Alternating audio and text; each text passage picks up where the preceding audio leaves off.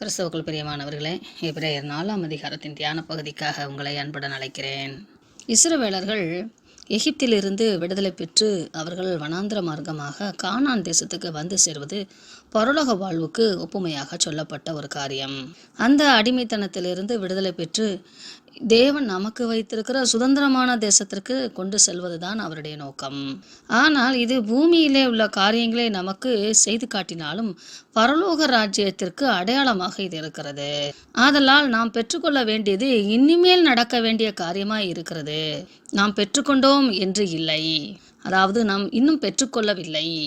நாம் பெற்றுக்கொள்ள வேண்டிய அந்த நித்திய இளைப்பாறுதலை குறித்து நல்ல ஒரு புரிதல் நமக்கு வேண்டும் என்று சுட்டிக்காட்டி எழுதுவதுதான் இந்த 4ஆம் அதிகாரம். 1ஆம் அதிகாரத்திலே சுவிசேஷம் என்றால் என்ன என்பதை போன்றும், 2ஆம் அதிகாரத்தில் நாம் கேட்டுக்கொண்டிருக்கிற அந்த சுவிசேஷத்தை மிகவும் கவனமாய் கவனிக்க வேண்டும் என்றும், நமக்கு ஒரு அழைப்பு இருக்கிறது, அது பரம அழைப்பு. அந்த பரம அழைப்புக்கு கிறிஸ்துதான் நம்மை கொண்டு சேர்ப்பார், ஆதலால் அவரை கவனித்து பாருங்கள் என்றும், 4ஆம் அதிகாரத்திலே அவர் நம்மை கொண்டு சேர்க்கும் அந்த இளைப்பாறுதல் எப்படிப்பட்ட இளைப்பாறுதல் என்பதை நீங்கள் கற்று அறிய வேண்டும் என்றும் இந்த கடிதமானது ஒரு தொடர் நிலையிலே விளக்கப்படுத்தி கொண்டு செல்கிறது. நித்திய இளைப்பாறுதலுக்குள் நாம் பிரவேசிக்க வேண்டும் என்பதே மெய்யான ஒரே முழுமையான வாக்குத்தத்தமாய் இருக்கிறது. நமக்கு இந்த பூமியிலே வாழ்வதற்கு ஒவ்வொரு நாளும் தேவன் உற்சாகமான வாக்குத்தத்தங்களை கொடுக்கிறார், அது உண்மைதான். ஆனால் அவைகள் இந்த பூமியை சுதந்திரித்துக் கொள்வதற்கு அல்ல, இந்த பூமியிலே வாழும் போதே பரலோக வாழ்வை சுதந்திரித்துக் கொள்வதற்கு அடையாளமாக சொல்லப்பட்ட வாக்குத்தத்தங்கள். நான் காஷ்மீருக்கு பயணம் செய்கிறேன், அதனால் எனக்கு தேவையான ஃபிட்டாகக்கூடிய குளிராடைகளை நான் வைத்துக் கொள்வது போல. இந்த அத்தியாயத்தினுடைய பின்புலத்தை நாம் பார்க்கும்போது, பின்னணியத்தை நாம் பார்க்கும்போது, யூதர்கள், அதாவது இஸ்ரவேலர்களும் யூதர்களும் ஆண்டவர் கானான் தேசத்தில் தங்களை கொண்டு வந்து சேர்த்ததுதான் இளைப்பாறுதல். அந்த கானான் தேசம்தான் தேவனின் ராஜ்யம் என்பது போல அநேகர் புரிந்திருந்தார்கள். யோசுவா அவர்களை அந்த இளைப்பாறுதலுக்கு உட்படுத்தி இருக்கிறார். நாங்கள் சுதந்திரவாளிகள், எங்கள் தேசம், எங்கள் ஆலயம் என்று சொல்லி மிகப்பெரிய பெருமையும், அது உண்மையாகவும் தான் இருந்தது, பெருமைக்குரியதாகவும் தான் இருந்தது. அகிலமெங்கிலும் இருக்கக்கூடிய மனிதர்கள் எல்லோரும் பிரமிப்பாய் பார்க்கக்கூடிய காரியமாகவும், பிரமிப்பான வரலாற்றையும், பிரமிப்பான ஒரு ஜாகிரபிக்கல், ஒரு புவியியல் சார்ந்த லட்சணங்களையும் கொண்ட தேசம்தான். அது உண்மைதான். ஏனெனில் பரலோகத்துக்கு ஒப்புமையா இந்த பூலோகத்திலே ஒரு இடத்தை சொல்ல வேண்டும் என்று சொன்னால் அது அப்படிப்பட்ட மகிமையான இடமாகத்தான் தேவன் உருவாக்கி இருப்பார். ஆதலால் இந்த மனிதர்கள் எப்பொழுதுமே கண்ணுக்கு தெரிகிற காரியங்களிலே கண்ணும் கருத்துமாக இருப்பதினாலே யூதர்கள், இந்த இஸ்ரவேலர்கள் கானான் தேசத்தையே தேவனுடைய இளைப்பாறுதல் என்று புரிந்திருந்தார்கள். இது ஒரு புறமுக்க ஆண்டவருடைய நித்திய இளைப்பாறுதலுக்கென்று தங்களை ஒப்பு கொடுத்திருக்கிற புரிந்த இஸ்ரவேலர்கள், யூதர்கள் அந்த வரலாற்று பின்னணியத்தை, எகிப்திலிருந்து இது கானான் தேசத்திற்கு அவர்கள் கடந்து வந்த பாதைகளின் அந்த திருஷ்டாந்தத்தை அவர்கள் உணர்ந்திருந்தபடினாலே அதை கொண்டு பரலோக வாழ்வை புரிய பண்ணுவதற்காகவும் இது எழுதப்பட்டது. ஒன்று, தவறாய் புரிந்திருப்பவர்கள் சரியாய் புரிந்து கொள்வதற்கும், சரியாய் புரிந்து கொள்கிறவர்கள் இன்னும் ஆழமாய் அதை குறித்து சிந்தித்து நித்திய வாழ்வுக்கென்று தங்களை ஆயத்தப்படுத்திக் கொள்வதற்கும் என்றும் எழுதப்பட்டது.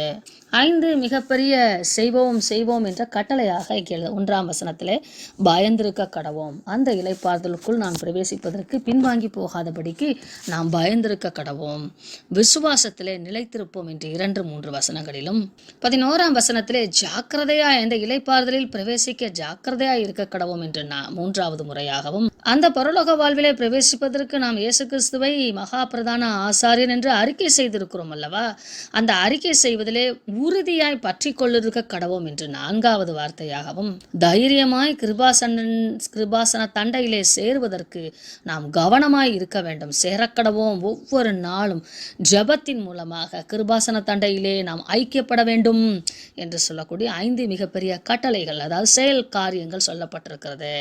ஆக்ஷன், நாம் செய்ய வேண்டிய காரியங்கள் சொல்லப்பட்டிருக்கிறது. தேவனுடைய இளைப்பாறுதல் இனி நடக்க வேண்டிய காரியமாய் இருக்கிறது. கானான் தேசத்திற்கு நாம் வந்து சேர்ந்து விட்டது என்பது நடந்து முடிந்த காரியம் என்று நீங்கள் நினைக்கிறீர்கள், இல்லை என்று ஆர்கியூ பண்ணி ஒரு வாதிட்டு எழுதக்கூடிய ஒரு வாதமாக இந்த அத்தியாயம் அமைகிறது. இஸ்ரவேல் ஜனங்கள் வனாந்திர மார்க்கத்திலே வரும்போது, இப்பொழுது நாம் சுவிசேஷம் கேட்கிறது போல அவர்களும் சுவிசேஷத்தை கேட்டார்கள், அறிவிக்கப்பட்டது. அவர்களிலே யாரெல்லாம் விசுவாசித்தார்களோ அவர்களெல்லாம் கானான் தேசத்திலே பிரவேசித்தார்கள். யாரெல்லாம் விசுவாசிக்கவில்லையோ அவர்கள் அங்கே மடிந்து போனார்கள். விசுவாசம் என்பது கீழ்ப்படிதலும் அன்பும் அன்பும் கீழ்ப்படுதலும் நிறைந்த கிரியையாயும் அமைகிறது. அப்படி விசுவாசிக்காதவர்களை நான் என்னுடைய இளைப்பாறுதலில் அவர்கள் பிரவேசிப்பதில்லை என்று கோபத்திலே ஆணையிட்டேன் என்றார். இதிலிருந்து தேவன் தமக்கென ஒரு திட்டம் வைத்திருக்கிறார். அந்த திட்டத்திலே மனிதர்களுக்கு பங்கு உண்டு. மனிதர்கள் தேவனுடைய திட்டத்திற்கு ஒத்துழைப்பு கொடுக்க வேண்டும். அந்த ஒத்துழைப்பு கிடைக்காத பட்சத்திலே தேவன் அவர்களை கைவிட்டு விடுவார், உடன்படிக்கையை முறித்து விடுகிறார் என்பது போல இது நமக்கு தெளிவுபடுத்துகிறது.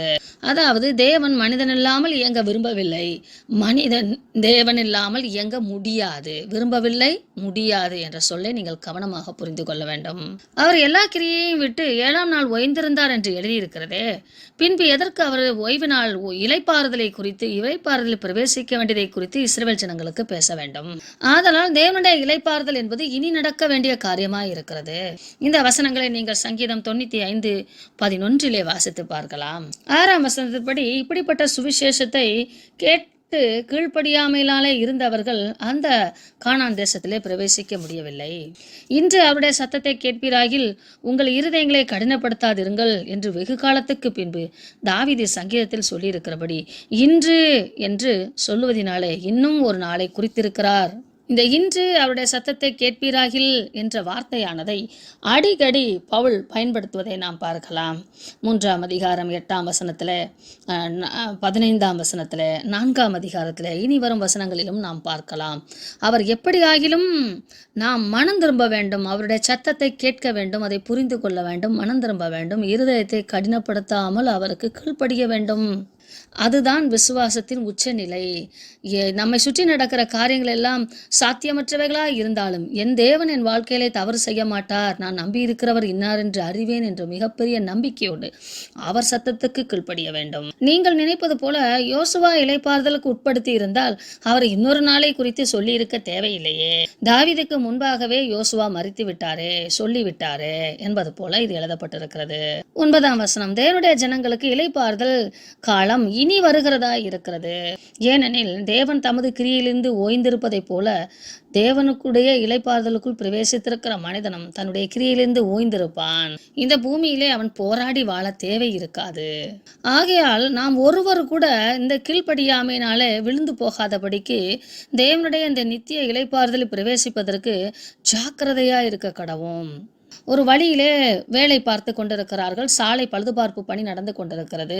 அதில் நாம் எவ்வளவு கண்ணும் கருத்துமாக ஒவ்வொரு அடிகளையும் எடுத்து வைப்போமோ அது ஜாக்கிரதையாய் நடக்கிறோம் என்று அர்த்தம். அதே போல தேவனுடைய அந்த இளைப்பாறுதலுக்குள் பிரவேசிப்பதற்கு கீழ்ப்படிதல் என்கிற அந்த நல்ல குணத்தை மிக ஜாக்கிரதையாக நாம் பயன்படுத்த வேண்டும். இந்த அத்தியாயம் முழுவதுமே சின்ன சின்ன சின்ன சின்ன காரியங்களிலெல்லாம் தேவனுக்கு நாம் எப்படி கீழ்ப்படிய வேண்டும் என்று கற்றுக்கொள்ள நம்மை உந்து செய்கிறது. இப்படி நாம் பயந்திருக்க, விசுவாசித்திருக்க, நாம் தைரியமாக இருக்க, ஜாக்கிரதையா இருக்க என்ன செய்ய வேண்டும் என்றால் தேவனுடைய வார்த்தையை நாம் கண்ணும் கருத்துமாக பயன்படுத்த வேண்டும். 12ஆம் வசனத்திலே அதை பவுல் எழுதுகிறார். தேவனுடைய வார்த்தையானது ஜீவனும் வல்லமையும் உள்ளது. கடவுளின் வார்த்தை வெறும் எழுத்துக்கள் அல்ல, அது இன்றும் உயிரோடும் கிரியை செய்ய வல்லமை உள்ள ஒரு மகத்துவ தன்மையாக இருக்கிறது. இருபுறமும் கருக்குள்ள பட்டயம் என்றால் மனிதன் தயாரிக்கும் எந்த ஒரு கூர்மையான ஆயுதங்களை காட்டிலும் நமது தேவனுடைய வசனமானது மிகவும் கூர்மையானது. இது நமது பாவங்களையும் தவறுகளையும் வெட்டி எறியும், பகுத்து அறிய நமக்கு உதவி செய்யும். நம்மை நாமே ஆராய்ந்து பார்ப்பதற்கு அது நமக்கு ஒரு உடல்கூறு ஆய்வு செய்வது போல, அது உள் உறுப்புகளை வெட்டி நமக்கு கற்றுக் கொடுப்பது போல இந்த ஆயுதமானது இருக்கும். ஆழமாக ஊடுருவும் தன்மையை உடையது. மனித உடலின் கணுக்களையும் மஞ்சையையும் அதுபோல ஆவிக்குரிய வாழ்வில் ஆத்துமாவையும் ஆவியையும் பகுத்தறியும் அளவுக்கு மனிதனுடைய ஆழத்திற்குள் இது ஊடுருவி செல்லக்கூடியது தேவ வார்த்தை. இருதயத்தின் நினைவுகளை வெளிப்படுத்தும். நம் இருதயத்தில் உள்ள ரகசிய எண்ணங்கள், தீய நோக்கங்கள், தீய சிந்தைகள் அல்லது நல்ல சிந்தைகள், நல்ல நோக்கங்கள், நல்ல ரகசிய எண்ணங்கள், இவைகளை அது எடை போட்டு நாம் யார் என்பதை நமக்கே வெளிச்சம் போட்டு காட்டும். அப்படிப்பட்ட மிகப்பெரிய வல்லமையுள்ள இந்த வார்த்தையானதை நாம் பயன்படுத்தும் போது தேவனுக்கு நாம் விசுவாசமாய் இருப்பதையும் தேவனுக்கு நாம் கீழ்ப்படிந்து இருப்பதையும் அது நமக்கு தெளிவாக கற்றுக் கொடுக்கும்.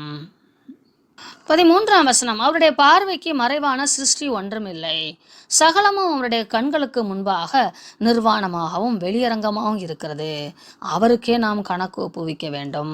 சில வேளைகளிலே மனிதர்களாகிய நாம் நமக்கென்று சில வரையறைகளை வைத்துக் கொள்கிறோம். சில சில சில இறையாண்மைகளை நமக்கென்று வழிவகுத்துக் கொள்கிறோம். அது தவறு. தேவனுடைய கண்களுக்கு முன்பாக மறைவான சிருஷ்டி என்று ஒன்றுமே இல்லை. அவருடைய கண்களுக்கு முன்பாக எல்லாமே வெளியரங்கமாக இருக்கிறது. ஆதலால் நாம் நமக்கு நாமே சில சீர்திருத்த அல்லது சில இறையாண்மை ஆன்மீக காரியங்களிலே நமக்கென்று சில வழியறைகளை நாம் வகுத்து கொள்வோம் என்றால் ஆண்டவருக்கு நாம் கணக்கு கொடுக்க வேண்டும். அவர் வைத்திருக்கிற இறையாண்மை, அவர் வைத்திருக்கிற ஆன்மீக சிந்தை, அவர் நமக்கென்று ஏற்படுத்தியிருக்கிற சத்திய வழி, அவைகளை நாம் கை கொள்ள வேண்டும். இல்லை என்றால் நாம் நமக்கு நாமே வைத்திருக்கிற காரியங்களை குறித்து அவருக்கு கணக்கு ஒப்புவிக்க வேண்டும். ஆதலால் மிகவும் கவனமாக இருக்க வேண்டும். வானங்களின் வழியாய் பரலோகத்திற்கு ஏறி போன தேவகுமாரனாகிய இயேசு என்னும் மகா பிரதான ஆசாரியர் நமக்கு இருக்கிறார். இந்த மகா பிரதான ஆசாரியர் என்ற இந்த பிரதான ஆசாரியர் என்ற சொல்லுக்கு பல அர்த்தங்களும் விளக்கங்களும் உண்டு. முக்கியமாக முதன்மையாக தேவனுக்கும் மனிதனுக்கும் இடையான ஒரு பிரதிநிதியாக இருக்கிறார். தேவ காரியங்களை தேவனிடத்திலிருந்து பெற்று மனிதனுக்கு சொல்லுவதும், மனித காரியங்களை மனிதனிடத்திலிருந்து பெற்று தேவனுக்கு சொல்லுவதிலும் இருவரையும் ஒரு பாலமாக இணைக்கும் நல்ல ஒரு அழைக்கப்பெற்ற ஒரு வேலையை செய்யக்கூடியவராக இந்த பிரதான ஆசாரியர் காணப்படுகிறார். மகா பிரதான ஆசாரியர் என்பவர் பரலோகத்தையும் பூமியையும் ஒன்றாய் இணைக்கக்கூடிய பாலமாக இயேசு கிறிஸ்து காணப்படுகிறார். பூமி தேவனால் சாபத்தை பெற்று பிசாசுக்கு மனிதர்கள் கீழ்ப்படிந்தபடினாலே அங்கே சாபம் உண்டாகிறது. தேவ நீதி பூமியிலிருந்து எடுபட்டு போகிறது. ஆதலால் மீண்டும் பூமியை தன்னகத்தே கொண்டு வருவதற்கு தேவன் இயேசு கிறிஸ்துவை இந்த பூமியிலே அனுப்பி இந்த பூமியின் முழு சுத்திகரிப்புக்காக மகா பிரதான ஆசாரியராக அவரை நியமிக்கிறார். அவர் ஒருவர் மாத்திரமே மகா பிரதான ஆசாரியர்.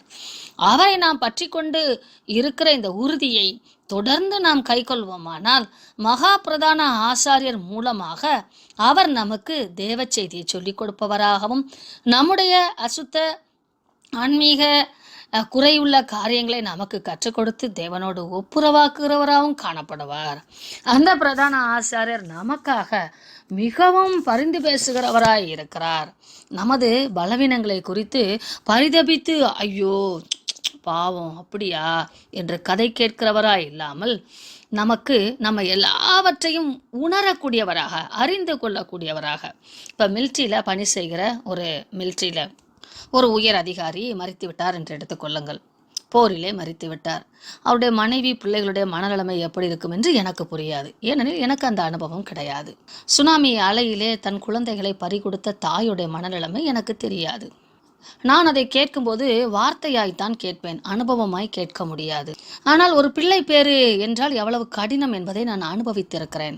இந்த அனுபவ உணர்வு என்பது வேறு, சொல் உணர்வு என்பது வேறு.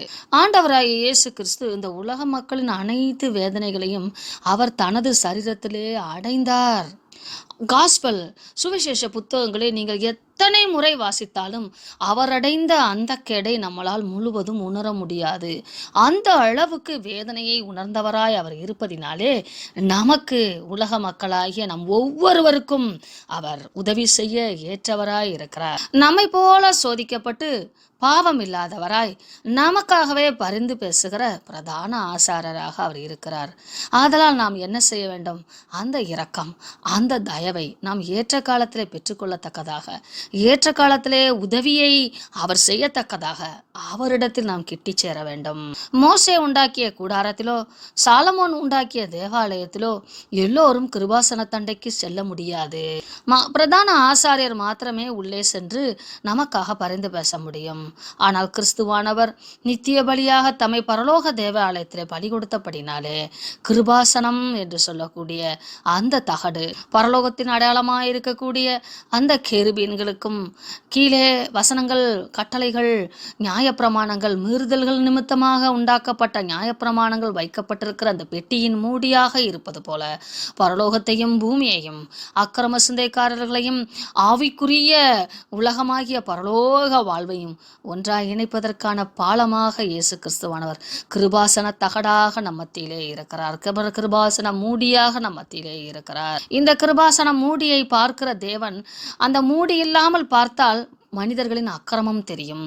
தேவன் மேலிருந்து பார்க்கும்போது கிருபாசனத்தை பார்த்து, கிருபாசன மூடியை பார்த்து, அதன் பின்பு மனிதர்களை பார்ப்பதினாலே இரக்கம் பெறுகிறவர்களாய் நாம் காணப்படுகிறோம். அதே போல பாவ பிச்சிலே இருக்கிற நாம் பரலோகத்தை காண முடியாமல் தவிக்கிறோம். அப்பொழுது இயேசு கிறிஸ்துவை காண்பதினாலே அந்த கிருபையின் வழியாக பரலோகம் நமது கண்களுக்கு தெரிகிறது.